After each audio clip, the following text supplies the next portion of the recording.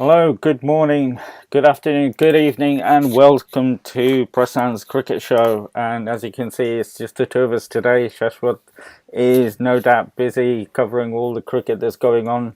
And it's a warm welcome to Prasen. How are you doing, my friend?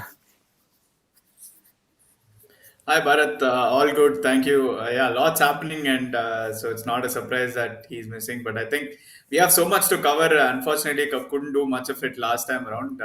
So hoping we can cover quite a bit this time.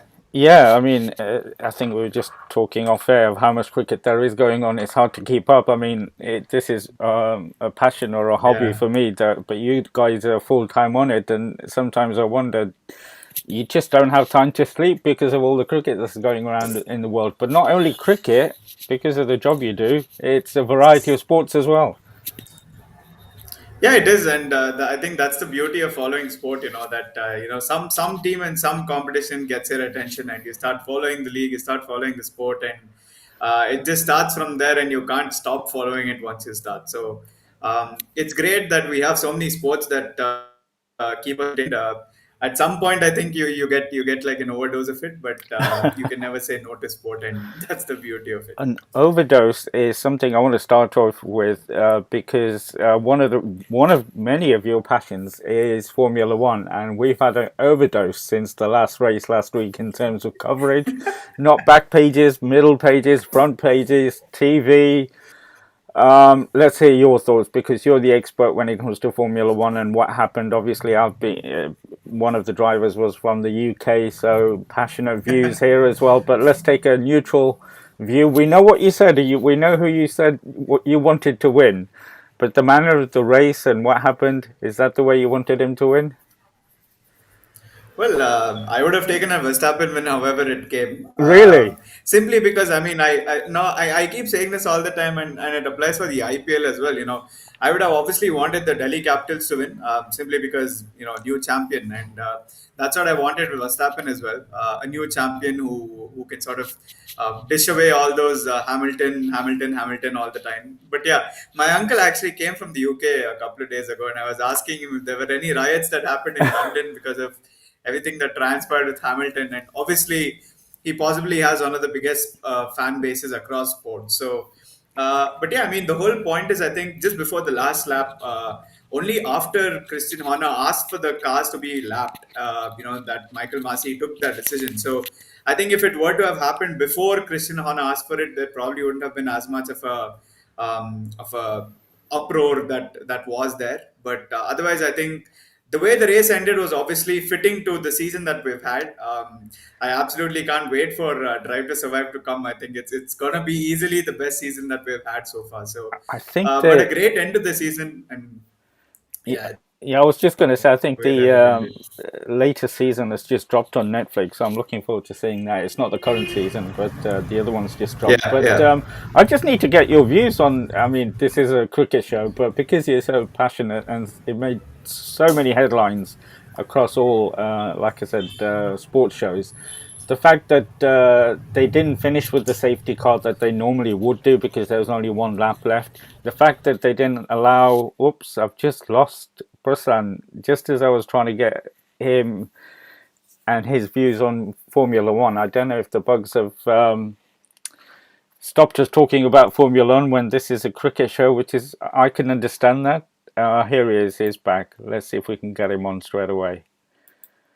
I was just saying, Prasan, I think the cricket bugs have stopped us talking about Formula One because it's too much.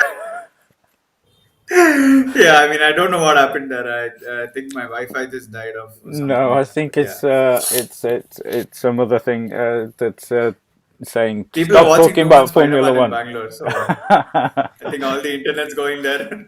But anyway, I was just going to ask you that they did. I mean, the rules were sort of greyed out right at the end, and it spoiled a lot of people. Formula One are not the fans of Formula One are not as let's say in football related. There were no riots or anything like that, but you could see the passion coming out, the anger, and the way it ended. Yeah. There was a few comments about fixing and what have you against Hamilton, but you're happy the way it ended. That's the main thing. it was fair. Yeah, I mean, I am. I'm not sure if it was entirely fair because I haven't followed Formula One as much to sort of iron out the rules and decide if that was actually the way that it ended, whether it was perfectly fine as per the rules. But the result was completely what I wanted, so I certainly am on board with the way that it ended and the thrill that it gave us. In fact, my brother is like a massive, Max Verstappen and Red Bull fan as well. And that day, all four of us at home were sitting and watching the race. And the way that we shouted, it wouldn't have been a surprise if someone lodged a complaint on us the next day. But it was absolutely sensational, a fitting end to the finale in some sense because of the way that it came to a close. So overall, I think pretty happy. But I think going forward, there's a new era that's being ushered in 2022 with the new wheels and no party mode and things like that. So it's going to be pretty interesting, and it certainly won't be a one-man show. Yeah, well, we'll see if it's a one-man show because at the moment, and this is the final thing I'm going to say in Formula One chat, is that Hamilton is thinking of whether to carry on. He's a bit disillusioned at the moment, so we'll see what happens. Anyway, we'll look forward to that when it comes around very soon, actually. I think the first race is in March or April. But let's get back to Yeah. another topic that's been highlighted this week in India and talked about a lot, especially after a particular press conference that was very honest and open. Obviously, I'm referring to Virat's chat with the media, and a lot of things came out of that. And we thought we'd seen. Well, I personally had thought I'd seen the back of those days when there were cliques in the dressing room that affected the team. We're going through the golden era, and this is something we don't need. But and with Rohit's injury taking away from the Test series, where are you on all this? And the confusion in terms of what's actually happened, two different stories. How's it been in India, and where do you think the truth sort of lies? We'll never know the whole truth, but where do you stand on this? Well, it's like Indian cricket has released a new movie on its own, hasn't it? With all the drama that's happening, with all the dialogue that's been taking place, and adding fuel to the fire is our BCCI president who said he likes Virat Kohli's attitude, but he fights a lot at times. And I'm not really sure what he meant by that. But I think it's basically clear miscommunication, and it's taken these many years, for the cracks to finally open, to become wide open. In fact, with the fact that the captain, the coach, the president, and the selectors aren't on board with what's happening, and that's clearly not healthy for Indian cricket. Simply because you wouldn't want to see the main people involved in the sport, involved in making of the team, involved in structuring the whole outlook of Indian cricket, not be on the same page. And unfortunately, what's happening hasn't obviously been taken well by the media, of course.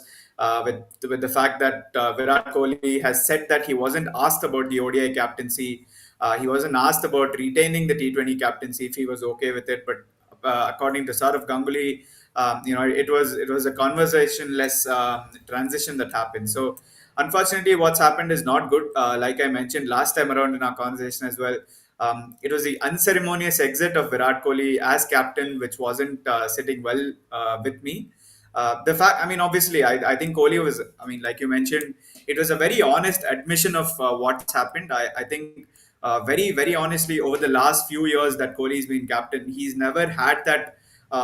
He's never been that open as he was in the last press conference that we saw, and it's good signs. I think you need to be very honest, very open with what you feel, and Kohli made it very clear that he wasn't on the same page, and unfortunately, that's what's going to be the case. I think for years to come, and with all that's happening with Rohit Sharma, and I think he's been given an injury to keep him out of the series, and not just a niggle to keep him out of a Test match. But it's very unfortunate that this is happening in cricket, and hopefully we get an answer to all of it, because I think BCCI certainly need to address what's happening if Kohli certainly isn't on the same page with the issue. And I think the BCCI president sort of doesn't come out of it well in the way this has been handled and the communication that's come out of the BCCI. But I think also shows the power of Kohli, that he can be as honest. There's no other player I don't think would have made those sort of statements and comments. He's at that level where he is untouchable. But I think you could also glean from that he's hurt. He was hurt by the way everything was done, and that can't be right. A player, what he's given to Indian cricket, how he's led the team. Yeah, he's had his faults, he's had his detractors and what have you, but you can't deny the commitment that he's given. He didn't deserve this.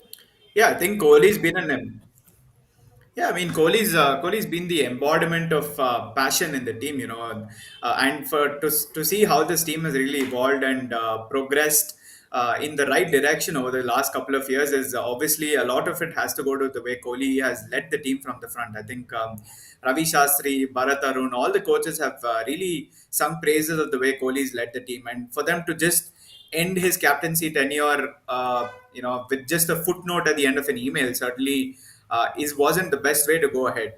Because obviously what he's done for Indian cricket, the way that he's molded the team from where it was to where it is now, is obviously a major reason why Indian cricket is feared, why Indian cricket is treated so in such a grand fashion all over the world. And I certainly think Saurav Ganguly has a lot to do with it because. I mean, as the BCCI president, if he's not at the same table having the same conversations with both the captain and and the group of selectors, then there's certainly something wrong happening there. So, and I think Virat Kohli is someone who takes a lot of pride in what he does. Not just as a player but as a captain as well. And if he's come out in the open and he's trying to address these issues, I think BCCI are complied to sort of ensure that they have these conversations. They let the public know as well, because if it's just a one side story, then it doesn't really make sense, because this is the Indian team we're talking about. This is the Indian team captaincy we're talking about. So it's a very large issue at hand, and hopefully by the time the South Africa series starts, or maybe during it or after that, we get our answer as to why this whole issue has transpired the way that it has. And I also feel sorry for Coach Dravid because he's ended up with a dressing room that could be split. We don't know. There could be tensions in there, and we're talking about our two foremost players, but also captains in two formats. Two captains over three formats. It's not going to be easy for Coach Dravid now as well. Yeah, I mean, Dravid is one of those guys who's like completely shied away from controversy, and now, like less than a month since his appointment, and like Indian cricket hasn't seen a worse time in some sense after the 2007 debacle was there where he was involved. So it just seems like it's coming back to bite him. The whole captain, coach, and selector, and all of that, the issue that was prevalent back then, but. I mean, I'm not sure Rahul Dravid has much to do with it, because I certainly don't think it would have been his call entirely to take such a decision. So I'm hoping, again, like I said, I'm hoping it gets resolved very quickly, because the whole idea of split captaincy is okay, but the way that it came about and the way that the us as fans or us as media has received this isn't the best of ways. So I hope we get an answer to it, because I think we certainly deserve to know the reason why he was sacked the way that he was. I mean, you can understand why Coach Dravid was reluctant to take this post up. It's all the politics that surrounds anything to do with the national team, no matter what role you have. But he's in it already straight away, pretty much, and he's going to get questions in press conferences around this as well. I know the press conferences are quite censored in a way, but there's bound to be a couple of questions being asked about the environment within the team. It's made slightly easier with the injury to Rohit. They won't be there for the Test series, but it's not good for cricket that Rohit's not for our Test team. It's not good that Rohit's not there. But then you also have in the back of your mind, Ravi Shastri is going to be talking after a few months in terms of what's been happening, because he was there at the back end, and you think, I don't know what else is going to come out, but if it does come out, it's not going to be good. But also the issue around Virat and him saying, I'll relinquish the T20 World Cup, but I'd like to stay on as a Test captain and ODI captain. Because of the stature of the man, do you think he deserved to stay on until he thought, I'll let go of the ODI captaincy as well? I don't think so, because very honestly, I don't think Kohli, at least off late, has treated T20 as well as ODI and tests. For a long time, Kohli's obviously enjoyed playing the longer formats, and 50 over cricket in some way challenges you probably 2 or 3 times more than T20 cricket does. With the fitness level or beat the style of play, because you need to adapt to all conditions. And so, I think in his mind he always wanted to lead the side into the 2023 World Cup. I think he had made it pretty clear as well, quite a couple of times. But it's a decision that the selectors have taken. The BCCI president has taken. Obviously, there's no end to it. You can always come up with theories saying Kohli didn't want it, Kohli wanted it, Ganguly didn't want it, Ganguly just sort of decided one day when he woke up in the morning that Kohli shouldn't be captain. But I'm honestly shocked with the fact that they've sacked him as ODI captain, because he obviously loves the format. And I mean, I understand that it's easier if you have a white ball captain and a red ball captain, and not a red ball captain who's also the ODI captain, and then you have a T20I captain separately. So, in terms of logical sense, I think it made a good point that Rohit should be both ODI and T20 captain. But the only thing, again, like I keep harping on it, is the fact that he was kicked out of it in some sense. He was fired without giving him a notice period. Um, and obviously he's hurt by it. You can see that. And every question he answered was very, very true to what he was feeling. You could see that emotion was surging inside him. He wanted to make it a point and let people know that he was hurting, and it wasn't something that was sitting well with him as well. So overall, I'm pretty shocked by what happened. Hopefully we get answers soon, because that's probably the biggest thing that's happening in Indian cricket right now. The Test series is obviously coming up. There's no Rohit Sharma. There is Virat Kohli. There is Ajinkya Rahane. But I think everyone wants to know why he was sacked as ODI captain, and there's nothing bigger than that. Yeah, I think that will be the sort of underlying story that carries on throughout this tour now, because the other question will be, after the initial rumours that he was going to take a rest for the ODIs, he pretty much said, no, I'm available for selection. There's no way they could not select him for the ODI series now, is there? Yeah, no, there's no way that they can't select him, and I think he's made pretty clear that he wants to play as well. So, if they drop him, then it's just going to mean that something's like woefully wrong in the BCCI, and if that issue isn't sorted as soon as possible, then it could mean really, really bad things to Indian cricket. And if you're losing someone of the caliber of Virat Kohli, how much ever he's not in form right now and scoring centuries, Virat Kohli is still a match winner on his given day, especially in the ODI and Test format. So um, I hope they don't make the silly mistake of dropping him, because that would really, really cost the team as a whole. And where do you think Rohit sits on in this all this? Is he a bystander, I or think is he's he? just tired, of. Do you think he's a bystander in all this, or do you think he's had words with the president and said, I need a bit of I need a bit of authority in my selections, and I need people that I want, as it were, to build a team for I 2023 think he and build certainly it. would have had a call. Yeah, no, I think he would have certainly had a decision to make, because if you're becoming the captain of the country, it requires that level of communication with you, with the selectors, and with the president, and whoever else is there. The big wigs of the team, the coaches is included as well. So, um, I again, there are so many contrasting reports that Kohli and Rohit don't go well. That they can't stand each other and things like that. But I think Kohli made it pretty evident that him and Rohit actually get along, and all those rumors were actually baseless that were floating on social media. But Mm, that said, again, I'm not entirely sure of again, it's a classic case of two swords can't fit into one holder, or one pen cap can't fit two pens. And that's the whole thing. There's only one king, there's only one person who rules Indian cricket. And if Kohli was going to be there, then there could not be Rohit Sharma. And now that Rohit Sharma is there can't be Virat Kohli. So there can be only one captain. I think now that Kohli's been sacked, all that freedom, all that expression that he can, produce at the bat, I think will be something to watch out for. But I'm pretty sure, at least for the coming months, he's certainly going to be hurting, and that's not necessarily a good thing for Indian cricket. absolutely not. No, no. And we've got to hope that his mind is. I think his mind will be on the Test cricket. We know how much Test cricket means to him. This is one of those hurdles that he's not overcome yet, which is a victory in South Africa. As before we look forward to the series, I've got to say that we've got another Gujarati in the team that's been called up. I'll be honest with you, I'm not too sure about this. I was going to say young person, but when I checked him out, he's 31, so he's had a long stint in domestic cricket before getting to this stage. Is there anything you can enlighten me about Priyank Panchal and why he's been selected?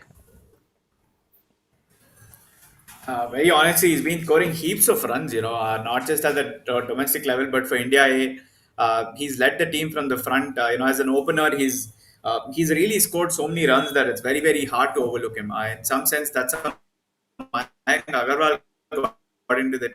But obviously, the fact that Gujarat hasn't done excessively well in Ranji trophies or consistently at least, obviously they did win that one season, but they haven't done as consistently as they would. And even in India A, you often look at players who have already made the India cut playing in India A. So it was easy that Priyank Panchal got overlooked, and the fact that he's actually selected in the side ahead of someone like Abhimanyu Ishwaran, who's been a part of the Indian team, means that he's actually being looked at as a potential player for the future. Unfortunately, in Indian cricket terms, age isn't on his side.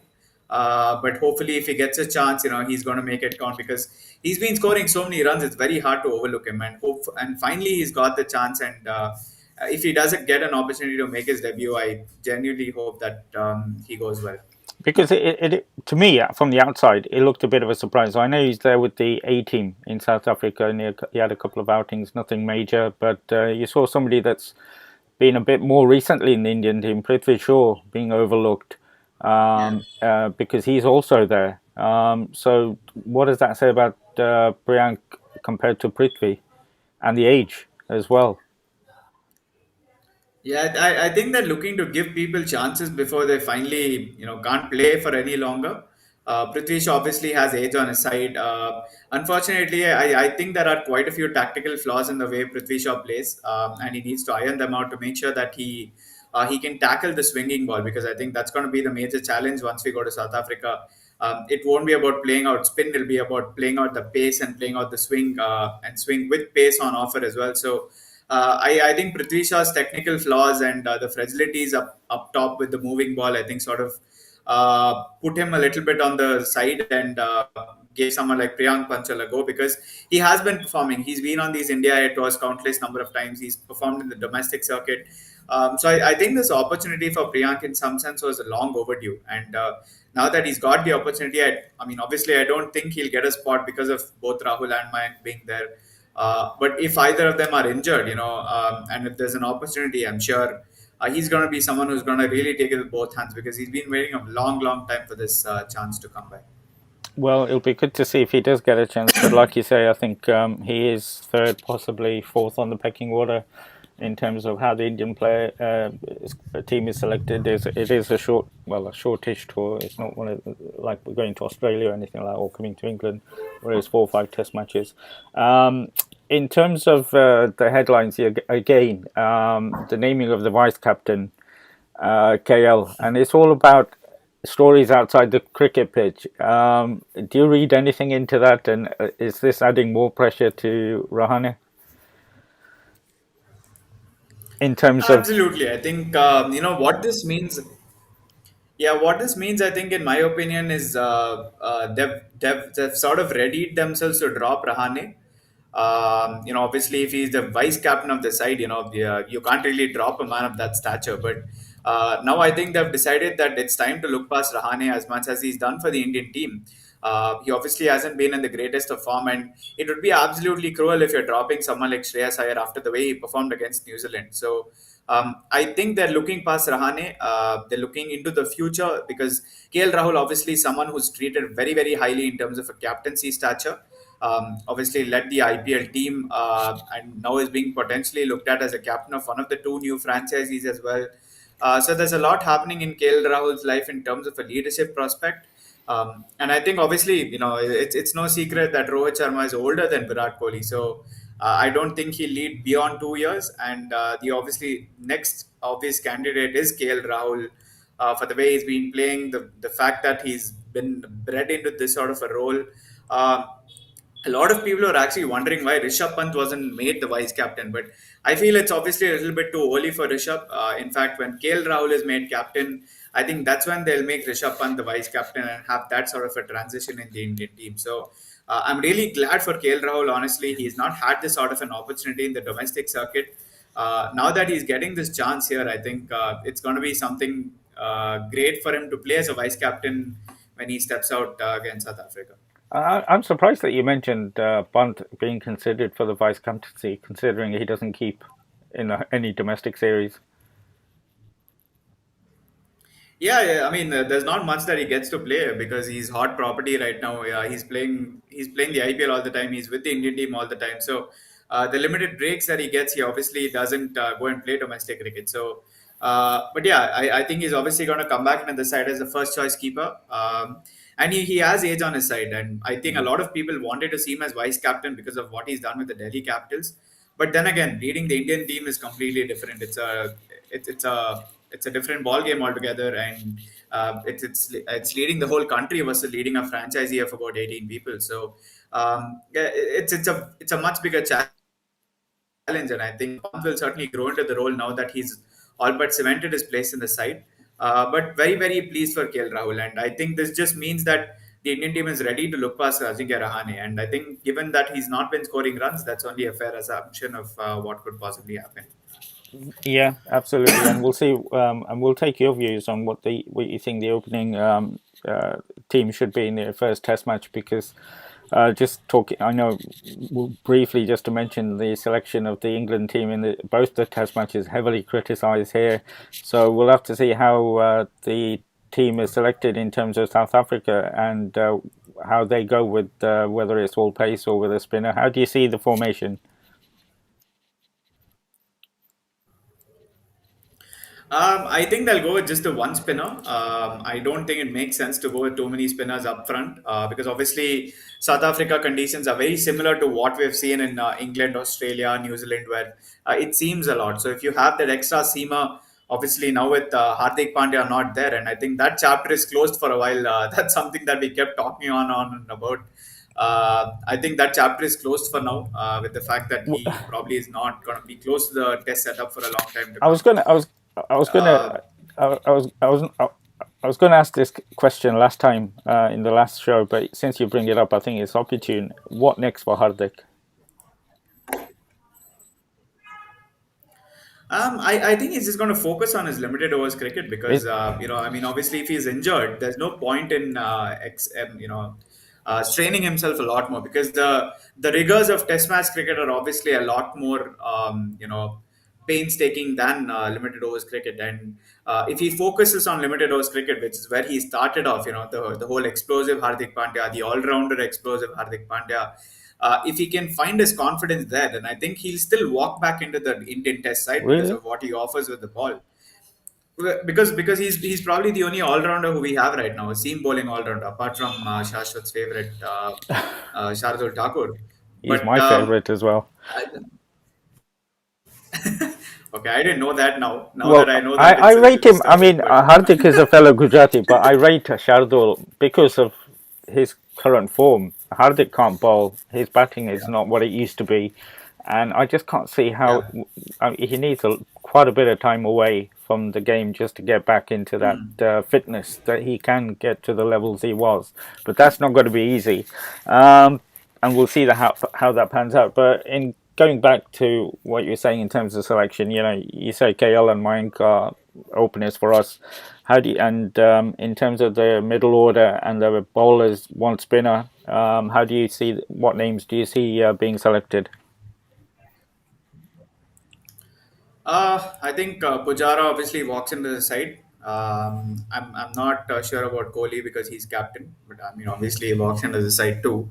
As for that number five position, I think the whole point of KL Rahul and the whole theatre that's happening, and the whole vice captaincy, very funnily, when Rohit Sharma was ruled out of the series, BCCI sent a mail and they didn't bother naming a vice captain because I think they were still contemplating, obviously not Ajinkya Rahane, but who, if not Ajinkya Rahane?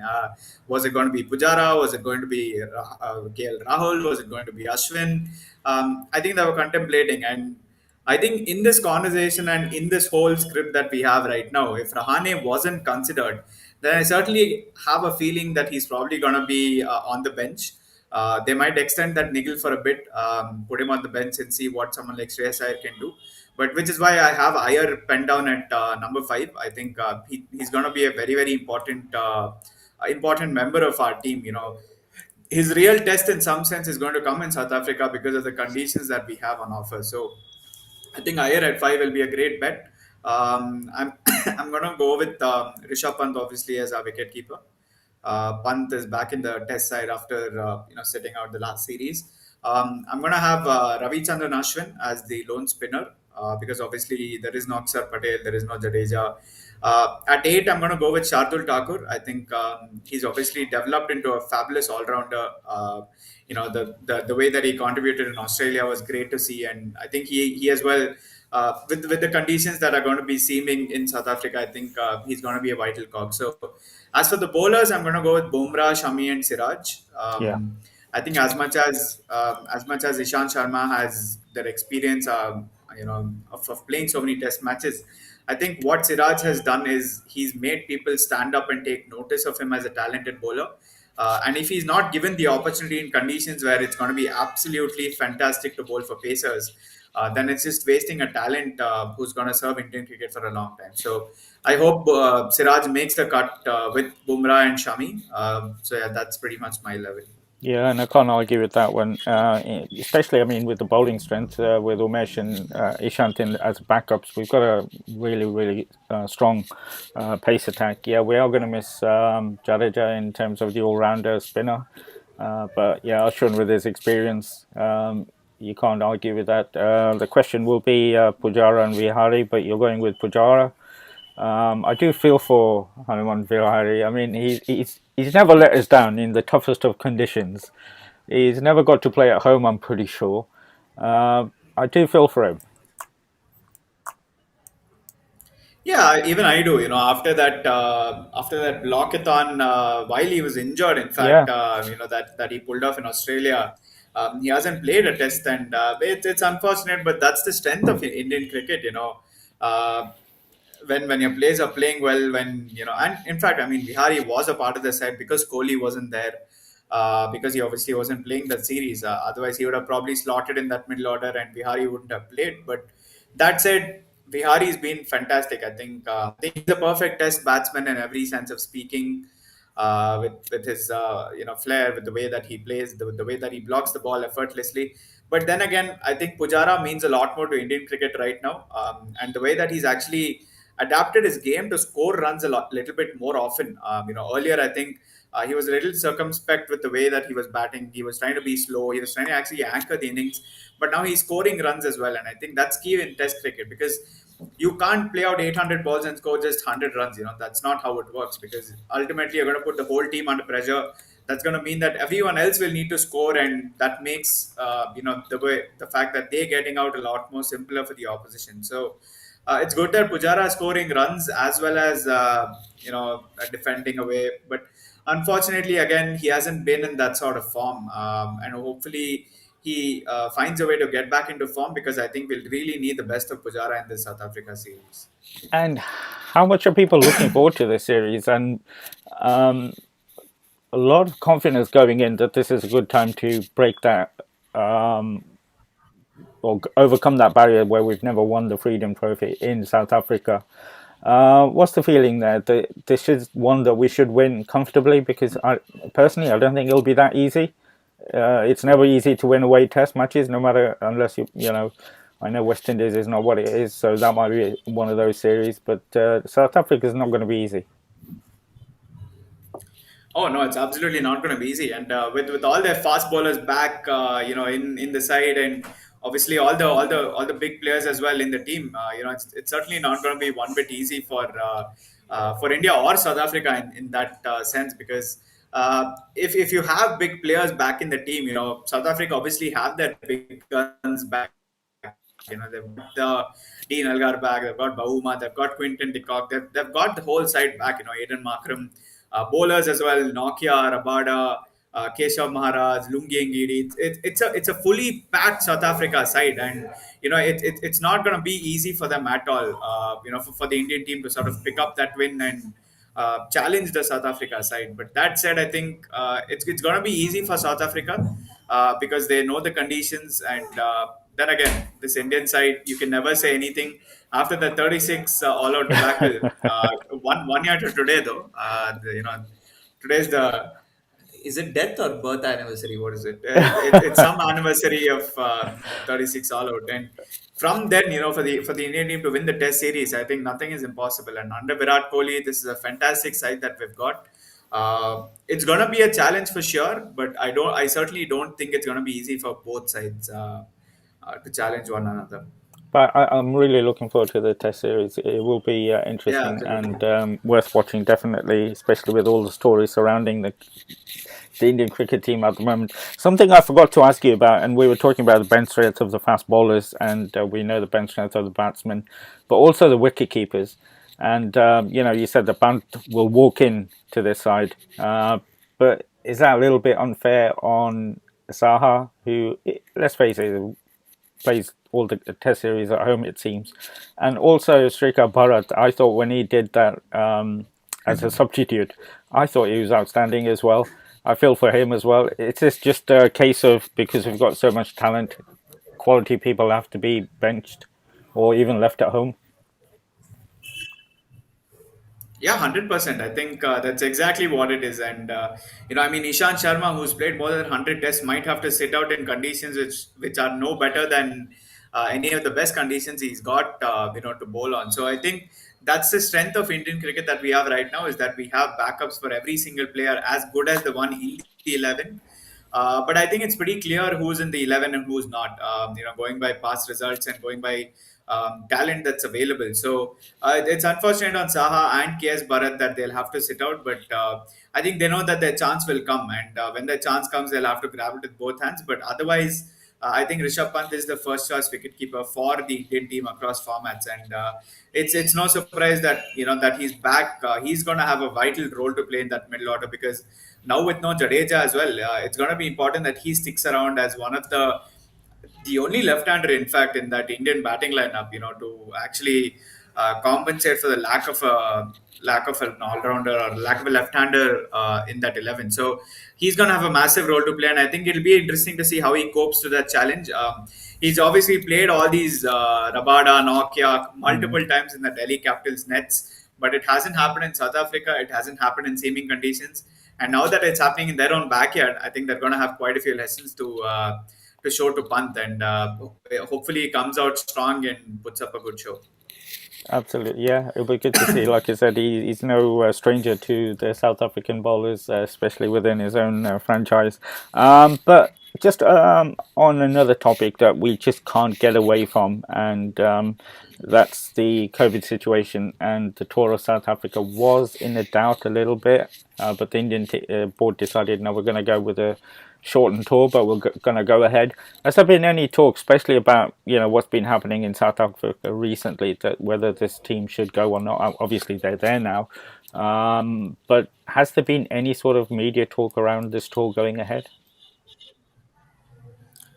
There has been quite a bit. I mean, obviously, people are a little skeptical about whether it should go ahead because with all that happened in England, I don't think a lot of people want to see the Indian team go there and cancel the tour midway, get stuck in South Africa, and then come back and no cricket being played. But then again, at the end of the day, it's a series of cricket that the two boards have planned. I'm sure there have been multiple conversations around how the safety can be upped, how the security can be upped, how the conditions can be sort of made so that people don't catch the virus. But then again, there has been a lot of skepticism here in India that it shouldn't go ahead. But they're there. I think it's going to be a fascinating series, and everyone wants to watch India get that sort of competitive cricket, under their belts, because I'm for one tired of seeing teams get steamrolled by us here in India. And if the South Africa series is something that can give some entertainment and in some sense produce good quality test cricket, then I'll take it with both hands. But I think the whole virus situation has softened up people a fair bit, and rightly so. I think everyone needs to be wary of what the situation is and take calls accordingly. But I'm sure the BCCI and CSA have in all their power made sure that conditions are right, stringent measures are taken to avoid the whole virus situation, and hopefully, God forbid, what happened in England doesn't happen in South Africa as well. Yeah, absolutely, absolutely. And I think this is a little bit of looking after our close buddies. South African Cricket Board is very close to the Indian board, I know. And they've got very strong relationships, and I don't think they wanted to cancel because of the financial impact. There is a little bit of that as well. But what I don't want to see is what happened recently to our women's hockey team, where just before a game, a player tested positive and they had to come out of a tournament. They would have had a very good chance of winning. So we hope the bubble stays a bubble. I don't think there'll be any book launches or anything like that, or planned. So hopefully it will be a very tight battle, because I think in England they also shared hotels with. Well, England was different in the Yeah, sense we'd open up then. We're going back the other way now, but it was very different in the summer. Here, you're probably aware, Premier League games being cancelled. Leicester's game was cancelled yeah, on yeah, Thursday. Today's game's cancelled. I'm not sure, but we're playing Liverpool on the in the Carabao Cup quarterfinals, so we'll see if that goes ahead. But yeah, just be mindful, and obviously, as ever, stay safe in India as well, because this is our third wave now, and it's not looking good at the moment. But we'll see what happens. And like you say, it's good to see competitive cricket, because come February, we've got a few home series that you think are going to be hopefully one-sided. You never know, but hopefully another thing we'll see is a lot of our bench strength being tested. I really hope that happens, and Virat can actually take a rest from cricket for those reasons rather than any others. Something that will happen again very soon, and I'm so looking forward to the next IPL season. And you know why? We will finally, not finally, we will have a permanent team from my home state, Gujarat, and I'm looking forward to seeing them build their team and take your opinions on this team. And it'll be a proper rivalry now between us three, especially yourself and me, because I'll have a team to back. But something that else that happened while we were off, and we didn't have time last week to talk about, was the big announcement around all the retentions that happened. yeah. 27 odd players, I think, were retained. I've got to start with your boys. No real surprise there. Yeah, no surprises, but it's unfortunate to see someone like Chahal leave the side. And Devdutt Padikkal, I think, in my eyes, was actually a pet project for the RCB team. The fact that he's a local lad, probably future captaincy material, opener at the top of the order, did fairly well. But I mean, again, you can never know if the player wants more money or the franchisee doesn't believe in the player. So hopefully, both of these guys get back to RCB, because I think these two names are very synonymous with RCB. Unfortunately, De Villiers is not going to be around next time once the IPL resumes. But yeah, Siraj, I think he's India's best T20 bowler after Bumrah. There's absolutely no one even close to him. So he was retained, and obviously Kohli had to be retained, and Maxwell as well, given the way that he played last season. I think if we don't find ourselves a captain, there's a good chance that Maxwell could lead the side. That was going to be my And question. That you're going to be yeah, you're missing a yeah. captain in the players that you've retained.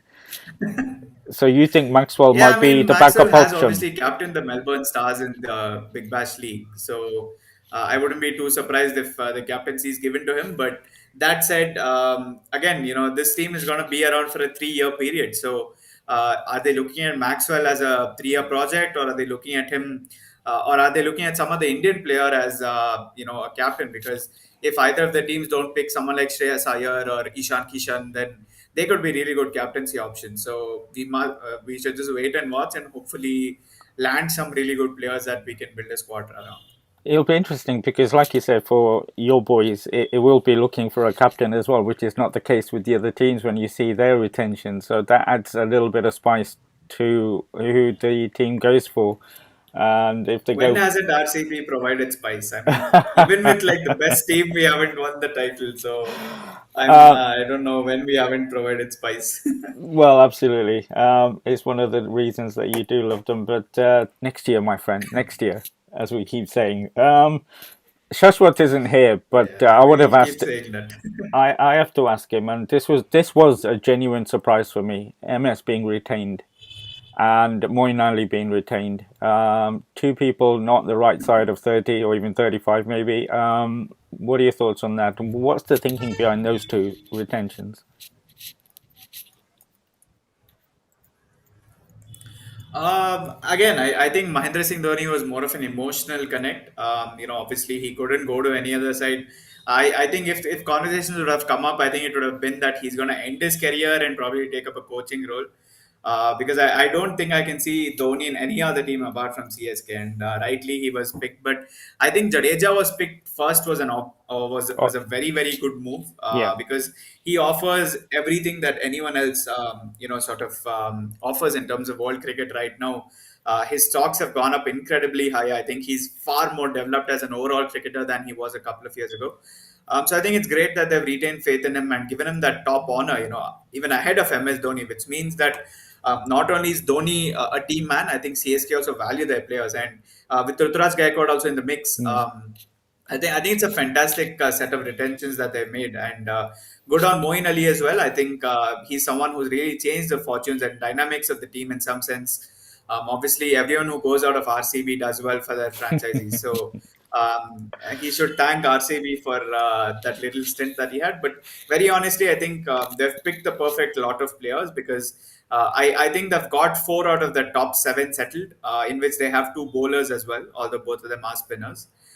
So I think they're fairly well settled to begin the auction with as one of the better teams ahead of the auctions. It's just that I would have thought MS might have become coach or mentor this season, but he's going to play and he's taken up a big chunk of their budget as well. And you also mentioned Kishan. He was not retained, but Kieran Pollard was. Again, a bit of a surprise for me. Wasn't too much of a surprise for me, I think, because Kyron Pollard, his stocks aren't depleting in any sense in the IPL or any other franchisee league, the CPL that he plays. He's someone who can turn matches on its head. He's also captaining West Indies, so I think he certainly has a good couple of years left in the IPL. And I think, in my view, apart from someone like Shane Watson or maybe Jacques Callis, Kyron Pollard is one man who's really transformed the fortunes of a franchisee completely. And But we're just the way talking about how the MS future Dhoni has now. been. Yeah, I think he's going to be there for 3 years for sure. I certainly think that he has a lot of cricket left in him. All he does is belt the ball, and go and field at like long on and long off. And he's still very athletic. And I think that's the best thing about Kyron Pollard is that he doesn't appear to be, diminishing in terms of his skill sets. I think he's still up there as one of the best all rounders. I mean, he obviously doesn't bowl as much, but as one of the best foreign cricketers that are there in the IPL. Even if you look at someone like Ben Stokes, he hasn't really done much of notice apart from that one century that he scored. He hasn't set the IPL on fire, but Kyron Pollard on his day can be absolutely destroying everyone around. You can probably ask someone like Lungi Ngidi if he feels anything about that. But yeah, I think it was good that they backed him. Ishan Kishan would have been a tough call for them, obviously, given that the skill sets that he has. But I'm sure if the two new teams don't look to get Ishan Kishan in, Mumbai Indians might go really hard to get him back. Well, talking of the two new teams, let's just talk about one of the new teams from the West Coast. And I haven't got any of their contact details, obviously. I don't know who the coach is going to be or anything, but I'm definitely going to be sharing your details with them to say this person you might want to include in the auction. But before you do that, take his views on who they should get as their skipper or their players, because just I don't know if you know this. I don't know this, but have they got a deadline where they can get some of the players like not retained for them, but they have a selection, and is there a deadline? And do the same number apply that they can get four players? Yeah, they can pick three players from the list of players who haven't been retained or those who are outside the auction. Who are those outside the non-retained players, which I think are very very few. So they have a lot to choose from. There's been a lot of debate in India. Whether this has been a fair method of allowing these teams to pick players, because if you're restricting just a team to retain four players, the team that they've built for the last 3 years goes to waste. Unfortunately, because you can retain just four, the rest of the seven that make you relevant consistently, there's a chance that they could go to one of the two new teams. And you've got some really big names that you've got: David Warner, KL Rahul, Rashid Khan. You've got Ishan Kishan, Hardik Pandya, Shreyas Iyer, and the names just keep going on and on. And it's sort of unfortunate for the existing teams that their players are going to be snatched away. And the whole debate around KL Rahul and Rashid Khan being lured in for like a lot more money, I think that really did the rounds for a very very long time. And when it was eventually confirmed, obviously both of them are going to one of the two new teams. So KL Rahul as keeper, obviously, I think Shreyas Iyer also may be picked as one more captain, or even Ishan Kishan. So a lot of permutations, combinations, a lot of discussions on whether this is fair. So I think, in my view, the best model would be to introduce, the Premier League model, where teams build their squads. But then again, I'm not sure if that much amount of money is there in cricket, because if you look at the teams that are existing, apart from Reliance and now more recently the Goenka Group, I don't think any other franchisee has that much money.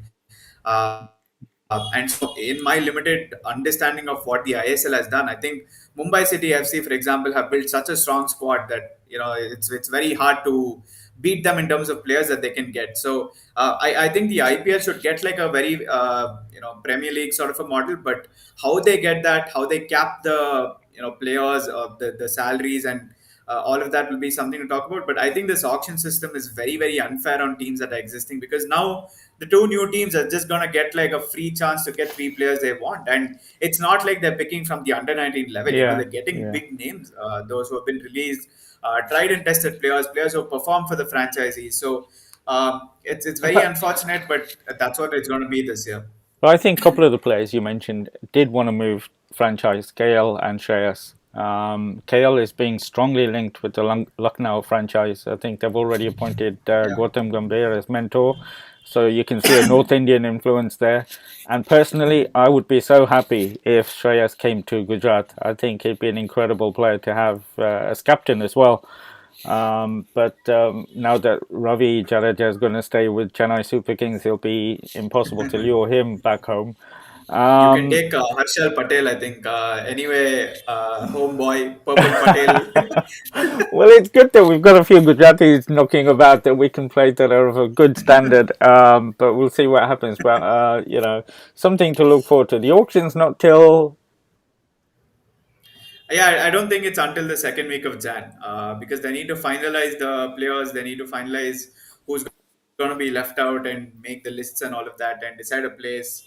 And obviously, the media valuation is going to happen much before that. So I think it's probably going to take like maybe even end of Jan. I wouldn't be surprised if it takes about that long.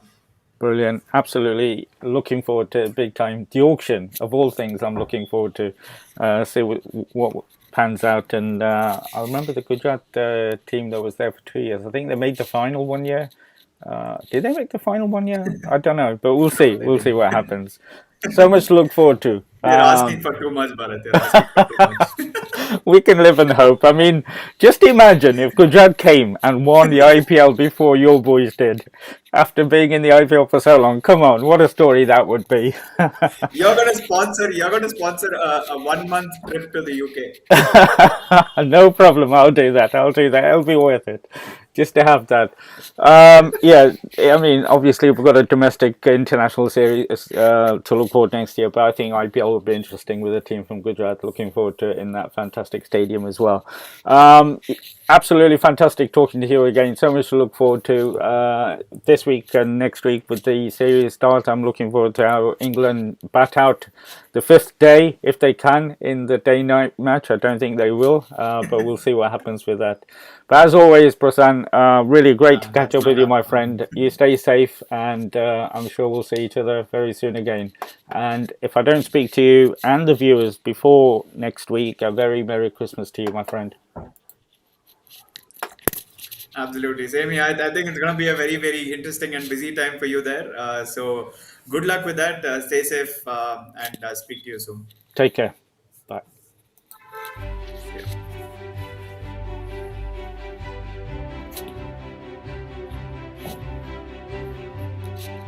Oh, we don't